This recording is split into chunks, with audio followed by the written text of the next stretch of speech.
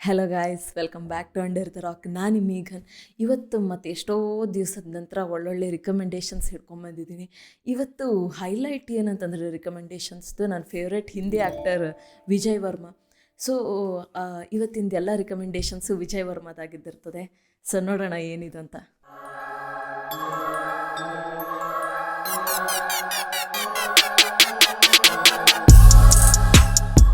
Vijay Varma act ಮಾಡಿದಂಥ first serial ನಾನು ನೋಡಿದ್ದು ಶಿ ಅಂತ. ಓಕೆ, ಶಿ ಅಂತ SHE. ಸೊ ಇದು ನಾನು ನೆಟ್ಫ್ಲಿಕ್ಸಲ್ಲಿ ನೋಡಿದ್ದೆ, ಆಯಿತಾ. ಸೊ ಇದರಲ್ಲಿ ಬೇಸಿಕ್ಲಿ ಏನುಂಟಂತಂದರೆ ಮಾಫಿಯಾ ರಿಲೇಟೆಡ್ ಒಂದು ಗ್ಯಾಂಗ್ ಇದ್ದಿರ್ತದೆ, ದೊಡ್ಡ ಗ್ಯಾಂಗ್ ಇದ್ದಿರ್ತದೆ.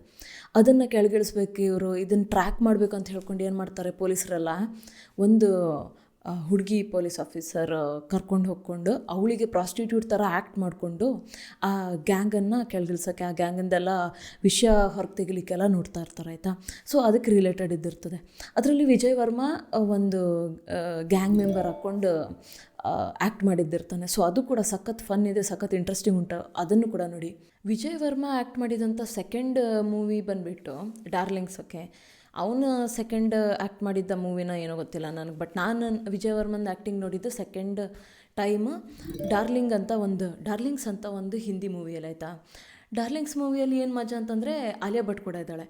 ಆಲಿಯಾ ಭಟ್ಟಿನ ಫಸ್ಟ್ ಸ್ಟಾರ್ಟಿಂಗಲ್ಲೆಲ್ಲ ನಾನು ಸ್ಟೂಡೆಂಟ್ ಆಫ್ ದ ಇಯರಲ್ಲಿ ಆ್ಯಕ್ಟಿಂಗ್ ನೋಡ್ಕೊಂಡಿದ್ದು, ಏನಿದೆ ನೆಪೋ ಬೇಬಿ, ಇದು ಏನು ಎಡ್ಬಿಡಂಗಿ ಥರ ಆ್ಯಕ್ಟ್ ಮಾಡ್ತಾಳೆ ಇವಳು, ಅಂಥದ್ದು ಇವಳು ನೋಡೋಕೆ ಇರ್ತದೆ ಆ್ಯಕ್ಟಿಂಗ್ ಅಂತ ಹೇಳ್ಕೊಂಡು ಅವಳು ಯಾವುದೋ ಮೂವಿನೇ ನೋಡ್ತಾ ಇರಲಿಲ್ಲ ಆಗಿತ್ತು.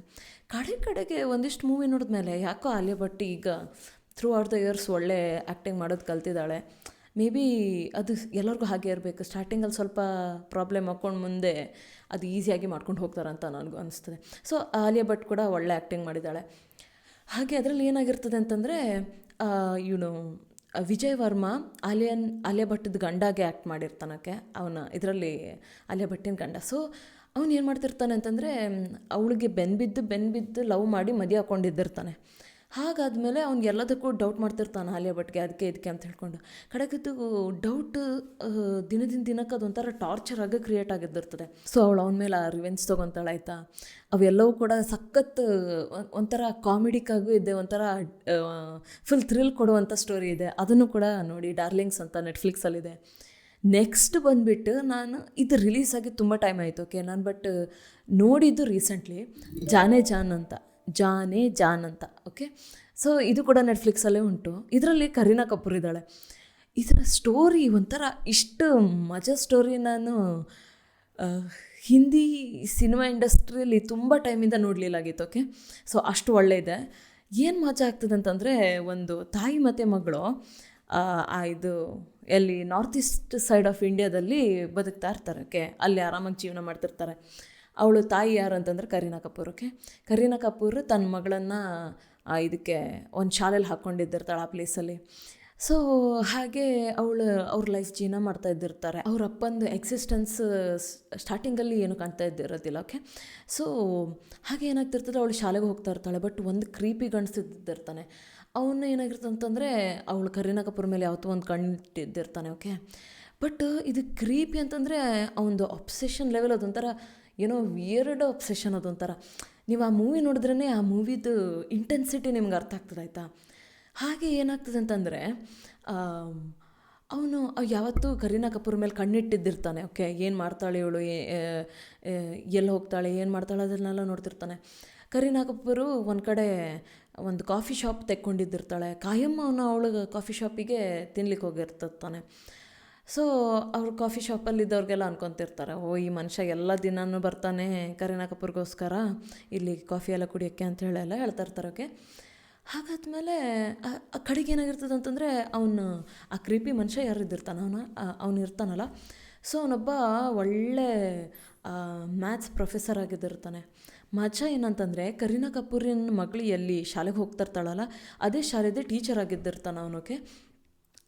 ಹಾಗೆ ಆ ದಿನ ಕಳೀತಾ ಇದ್ದಿರ್ತದೆ. ಒಂದಿನ ಏನಾಗ್ತದೆ ಅಂತಂದರೆ ಆ ಪ್ರೊಫೆಸರ್ ಟೀಚರು ಆ ಕೆಫೆಗೆ, ಕರೀನಾ ಕಪೂರ್ ನಡ್ಸ್ಕೊಂಡು ಹೋಗ್ತಿರೋವಂಥ ಕೆಫೆಗೆ ಬಂದಾಗ ಅವ್ನು ನೋಡ್ತಾನೆ, ಅಲ್ಲೊಬ್ಬ ಕ್ರೀಪಿ ಮನುಷ್ಯ ಬರೀ ಕರೀನಾ ಕಪೂರ್ಗೆ ಅನ್ಕಂಫರ್ಟೇಬಲ್ ಮಾಡ್ತಿರೋದಾಗಲಿ, ಅವನು ಎಕ್ಸ್ಟ್ರೀಮ್ಲಿ ಇಂಟೆಲಿಜೆಂಟ್ ಇದ್ದಿರ್ತಾನೆ, ಓಕೆ. ಆ ಕ್ರೀಪಿ ಟೀಚರ್ ಅದು ನಾನು ಎಷ್ಟು ಹೇಳಿದ್ರೂ ನಿಮ್ಗೆ ಅದ್ರದ್ದು ಅರ್ಥ ಆಗೋದಿಲ್ಲ, ನೀವು ಆ ಮೂವಿಯನ್ನೇ ನೋಡಬೇಕು, ಜಾನೆ ಜಾನ್ ಅಂತ, ಓಕೆ. ಕಡೆಗೆ ಅವನು ಆ ವಿಯರ್ಡ್ ಮಾಡ್ತಾರಂಥ ಮನುಷ್ಯ ನೋಡ್ತಾನೆ. ಅವನಿಗೆ ಅನಿಸ್ತದೆ ಇದೇನಿದು ಕ್ರೀಪಿ ವೈಬ್ ಅಂತ. ಅವನು ಆ ಟೀಚರ್ ಆಲ್ರೆಡಿ ಕರೀನಾ ಕಪೂರ್ ಮೇಲೆ ಕಣ್ಣಿಟ್ಕೊಂಡಿರ್ಬೇಕಾದ್ರೆ ಇದ್ಯಾವುದೋ ಸೆಕೆಂಡ್ ಮನುಷ್ಯ ಎಂಟ್ರಿ ಹೊಡಿತಿದ್ದಾನ ಅಂತ ಎಲ್ಲ ಹೇಳ್ಕೊಂಡು ಅವನಿಗೆ ಇನ್ಸೆಕ್ಯೂರಿಟಿ ಆಗ್ತಾ ಇರ್ತದೆ ಆಯಿತಾ. ಹಂಗೆ ಹಾಕ್ಕೊಂಡು ಹಂಗೆ ಆಗ್ತಾ ಇರಬೇಕಾದ್ರೆ ಇವನಿಗೇನೋ ವಿಯರ್ಡ್ ಅನಿಸ್ತಾ ಇರ್ತದೆ. ಈ ಮನುಷ್ಯ ಬಂದಿದ್ದಂಥ ಮನುಷ್ಯ ಯಾರಾಗಿದ್ದಿರ್ತಾನೆ ಅಂತಂದರೆ ಕರೀನಾ ಕಪೂರ್ದ ಹಳೇ ಹಸ್ಬೆಂಡ್ ಆಗಿದ್ದಿರ್ತಾನೆ. ಇವನು ಪೊಲೀಸ್ ಡಿಪಾರ್ಟ್ಮೆಂಟಲ್ಲಿ ಇದ್ದಿರ್ತಾನೆ. ಬಟ್ ಕರ್ಕರ ಏನಂತಂದರೆ ಇವನು ಪೊಲೀಸ್ ಡಿಪಾರ್ಟ್ಮೆಂಟಲ್ಲಿ ಒಳ್ಳೆ ಪೊಲೀಸ್ ಆಗಿದ್ದಿರೋದಿಲ್ಲ, ಒಂಥರ ಎಲ್ಲ ಗ್ಯಾಂಗ್ಗಳ ಜೊತೆ ಇರೋದು, ಪ್ರಾಸ್ಟಿಟ್ಯೂಷನ್ ನಡೆಸೋದು ಅವೆಲ್ಲ ಮಾಡ್ತಿದ್ದಿರ್ತಾನೆ. ಓಕೆ, ಸೊ ಅದಕ್ಕೆ ಇವನು ಅಷ್ಟೆಲ್ಲ ಮಾಡ್ಕೊಂಬಂದು ಇವರು ಅಮ್ಮಗೆ ಅಂದರೆ ಕರೀನಾ ಕಪೂರ್ಗೆ ಕಾಯಂ ಟಾರ್ಚರ್ ಮಾಡ್ತಾ ಇರೋದಕ್ಕೆ ಕರೀನಾ ಕಪೂರ್ ಅವ್ನ ದುಡ್ಡೆಲ್ಲ ದೋಚ್ಕೊಂಡು ಬೇರೆ ಒಂದು ಪ್ಲೇಸಿಗೆ ಬಂದು ತನ್ನ ಮಗಳ ಜೊತೆ ಆರಾಮಾಗಿ ಬದುಕ್ತಾ ಇರ್ತಾಳೆ, ಹೆಸರೆಲ್ಲ ಚೇಂಜ್ ಮಾಡಿಕೊಂಡು. ಇವನು ಬಂದು ಅವಳಿಗೆ ಟಾರ್ಚರ್ ಮಾಡ್ತಿರ್ತಾನೆ. ಹಾಗೆ ಅದು ಇದು ಅಂತ ಹೇಳ್ಕೊಂಡು ಟಾರ್ಚರ್ ಮಾಡ್ತಾ ಒಂದಿನ ಮನೆಗೆ ಬಂದ್ಕೊಂಡು ಅವಳಿಗೆ ಅದು ಇದು ಮಾತು ಹೇಳ್ಕೊಂಡು ಅವಳಿಗೆ ಇನ್ಸಲ್ಟ್ ಮಾಡ್ತಾ ಅವಳದ್ದು ದುಡ್ಡು ಕೇಳಲಿಕ್ಕೆ ಕತ್ಕೊತಾನೆ. ನೀ ದುಡ್ದಿದ್ದಲ್ಲ ನನಗೆ ಕೊಡು ಹಂಗಿಂಗೆ ಅಂತ. ಅವಳು ದುಡ್ಡು ತಂದೆಲ್ಲ ಕೊಡ್ತಾಳೆ. ಆದರೆ ಇವನು ಸುಮ್ಮನೆ ದುಡ್ಡು ತೊಗೊಂಡು ಮುಚ್ಕೊಂಡು ಹೋಗೋದು ಬದಲು ಏನು ಮಾಡ್ತಾನೆ ಅಂತಂದರೆ ಮತ್ತೆ ಅವಳು ಟಾರ್ಚರ್ ಕೊಡ್ಲಿಕ್ಕೆ ಬರ್ತಾನೆ. ಅವನಿಗೆ ಗೊತ್ತಿರೋದಿಲ್ಲ ತನಗೆ ಆ್ಯಕ್ಚುಲಿ ಒಬ್ಬಳು ಮಗಳು ಉಂಟು ಅಂತ ಹೇಳ್ಕೊಂಡು. ಆ ಮಗಳು ನೋಡಿದ್ದೆ ಅವನೇನು ಅನ್ಕೊತಾನೆ ಅಂತಂದರೆ ಅವನೇನಂತಾನಂದರೆ ನಾನು ಇವಳನ್ನು ಮಾರಿ ದುಡ್ಡು ಮಾಡ್ಕೊತೀನಿ ಹಂಗೆಲ್ಲ ಹೇಳ್ತಾನೆ. ಅದಕ್ಕೆ ಸಿಟ್ಟು ಬಂದು ಏನಾಗ್ತದೆ ಅಂತಂದರೆ ಬೈ ಮಿಸ್ಟೇಕಾಗಿ ಮಕ್ಕಳು ಅವನಿಗೆ ಅವರ ಮನೆಗೆ ತ್ರಾಸು ಕೊಡ್ತಾ ಇರ್ತಾನೆ. ಓಕೆ, ಸೊ ಅದನ್ನು ತಪ್ಸ್ಲಿಕ್ಕೆ ಹೋಗಿ ಮಗಳು ಅವನ ತಲೆ ಮೇಲೆ ಹೊಡೆದ್ಬಿಟ್ಟಿರ್ತಾಳೆ. ಕಡೆಗೆ ಹಾಗೆ ಹೀಗೆ ಅಟ್ಯಾಕ್ ಏನೋ ನಡೆದು ಅವನು ಅಲ್ಲೇ ಸ್ಪಾಟ್ ಡೆತ್ ಆಗ್ತಾನೆ ಆಯಿತಾ. ಹಾಗೆ ಈ ಟೀಚರ್ ಯಾವತ್ತೂ ಏನೋ ಕಣ್ಣಿಟ್ಟಿರ್ತಾನಲ್ಲ ಅವಳ ಮೇಲೆ, ಅವನಿಗೆ ಗೊತ್ತಾಗ್ತದೆ ಹಿಂಗಾಗಿದೆ ಅಂತ ಹೇಳ್ಕೊಂಡು. ಆ ಗೊತ್ತಾಗೋ ಸೀನು ಕೂಡ ಒಂಥರ ಕ್ರೇಜಿ ಉಂಟಾಯ್ತಾ. ನೀವೆಲ್ಲ ನೋಡಬೇಕದು. ನಾನು ಎಷ್ಟು ಹೇಳಿದ್ರೂ ಅದ್ರದ್ದು ಆ ಮೂವಿದು ಮಜಾ ಅದು ನೋಡಿದರೆ ಬರೋದು. ಓಕೆ, ಸೊ ಹಂಗೆ ಗೊತ್ತಾಗತ್ತಾಯ್ತಾ. ಅದರಲ್ಲಿ ಅವಾಗ ಅವನು ಒಂದಿಷ್ಟು ಟ್ಯಾಕ್ಟಿಕ್ಗಳನ್ನೆಲ್ಲ ಯೂಸ್ ಮಾಡಿಕೊಂಡು ಕರೀನಾ ಕಪೂರ್ಗೆ ಒಂದು ಕನ್ವಿನ್ಸ್ ಮಾಡ್ತಾನೆ. ನೀನೇನಾದರೂ ಹಿಂಗೆ ಇವ್ನು ಸತ್ತು ಬಿದ್ದಿದ್ದಾನೆ ಅಂತ ಹೇಳ್ಕೊಂಡು ನೀವು ಪೊಲೀಸಿಗೆ ಹೇಳಿದ್ರೆ ನಿನ್ನನ್ನು ಅರೆಸ್ಟ್ ಮಾಡೋದಲ್ಲದೆ ನಿನ್ನ ಮಗಳ ಫ್ಯೂಚರ್ ಹಾಳಾಗ್ತದೆ. ಅದಕ್ಕೋಸ್ಕರ ನಾನು ಅದ್ರ ಬಗ್ಗೆ ನೋಡ್ಕೊತೀನಿ, ನೀನೇನು ವರಿ ಮಾಡ್ಕೊಬೇಡ ಅಂತ ಹೇಳಿ ಅಂತಾನೆ ಆಯಿತಾ. ಟೀಚರ್ಗೆ ಏನಂತಂದರೆ ಇದೇ ಟೈಮ್ ಕರೀನಾ ಕಪೂರ್ ತನ್ನ ಟ್ರ್ಯಾಪಲ್ಲಿ ಹಾಕ್ಕೊಳ್ಳಿಕ್ಕೆ, ಅಂದರೆ ತನ್ನ ಬುಟ್ಟಿಗೆ ಹಾಕ್ಕೊಳ್ಳಿಕ್ಕೆ ಅಂತ ಹೇಳ್ಕೊಂಡಾಯ್ತಾ. ಹಂಗೆ ಹೇಳ್ಕೊಂಡು ಎಲ್ಲದು ಮಸ್ತ್ ಪ್ಲ್ಯಾನ್ ಮಾಡಿ ಏನೇನೋ ಮಾಡಿ ಆ ಬಾಡಿಯನ್ನು ಮುಚ್ಚಾಕ್ತಾನೆ. ಬಟ್ ಮಜಾ ಏನಂತಂದರೆ ವಿಜಯ್ ವರ್ಮಾ ಇದ್ದಾನಲ್ಲ, ವಿಜಯ್ ವರ್ಮಾ ಇದರಲ್ಲಿ ಪೊಲೀಸು. ಇವನು ಆ ಕರೀನಾ ಕಪೂರ್ದು ಹಸ್ಬೆಂಡ್ ಯಾರಿದ್ದಿರ್ತಾನಲ್ಲ, ಈಗ ಸತ್ತೋಗಿರೋವಂಥ ಹಸ್ಬೆಂಡ್, ಅವನನ್ನು ಹುಡ್ಕೊತ ಎಲ್ಲ ಕಡೆ ಹುಡ್ಕೊತ ಬಂದುಬಿಡ್ತಾನೆ. ಲಾಸ್ಟ್ ಅವನ ಮೊಬೈಲ್ ಎಲ್ಲಿ ಯೂಸ್ ಆಗಿತ್ತು ಅನ್ನೋದು ಟವರ್ ಸಿಗ್ನಲಿಂದ ನೋಡಿಕೊಂಡು ಆ ಕರೀನಾ ಕಪೂರ್ ಇರುವಂಥ ಪ್ಲೇಸಿಗೆ ಬಂದಿರ್ತಾನೆ ಆಯಿತಾ.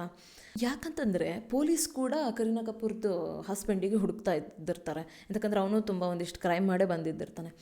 ಹಾಗೆಲ್ಲ ಹತ್ಕೊಂಡು ಹುಡ್ಕೊತ ಬಂದಾಗ ಬಟ್ ಈಗಿಲ್ಲಿ ಸತ್ತೋಗಿದ್ದಾನೆ. ಓಕೆ, ಹಾಗೆ ವಿಜಯ್ ವರ್ಮಾ ಇದರಲ್ಲಿ ಪೊಲೀಸ್. ಓಕೆ, ಸೊ ಟೀಚರ್ ಮತ್ತು ಕರೀನಾ ಕಪೂರ್ ವಿಜಯ್ ವರ್ಮಗೆ ಗೊತ್ತಾಗದಾಗಿದ್ದಂಗೆ ಹೇಗೆಲ್ಲ ಆ್ಯಕ್ಟ್ ಮಾಡಬೇಕಾಯ್ತು, ಹೇಗೆ ಅವ್ರು ಆ ಸ್ಟೋರಿಯನ್ನು ಮುಚ್ಚಿಟ್ರು, ಕಡೆಗೂ ಆ ಗಂಡಂದು ಡೆಡ್ ಬಾಡಿ ಸಿಗ್ತಾ ಇಲ್ಲ, ವಿಜಯ್ ವರ್ಮಾ ಆ ಕೇಸನ್ನು ಹೆಂಗೆ ಸಾಲ್ವ್ ಮಾಡ್ತಾನೆ, ಅದನ್ನೆಲ್ಲ ನೋಡಬೇಕು. ಅದರಲ್ಲಿ ತುಂಬ ಟ್ವಿಸ್ಟ್ಗಳು ಬರ್ತದೆ. ತುಂಬ ಅಮೇಝಿಂಗ್ ಸ್ಟೋರಿ ಒಂದು ಸ್ಟೋರಿ ಲೈನ್ ಕ್ರಿಯೇಟ್ ಆಗ್ತದೆ. ನಿಮ್ಗೆ ಗೊತ್ತಿಲ್ಲದಾಗಿರುವಂಥ ಸರ್ಪ್ರೈಸಿಂಗ್ ಟ್ವಿಸ್ಟ್ಗಳೆಲ್ಲ ಬರ್ತದೆ.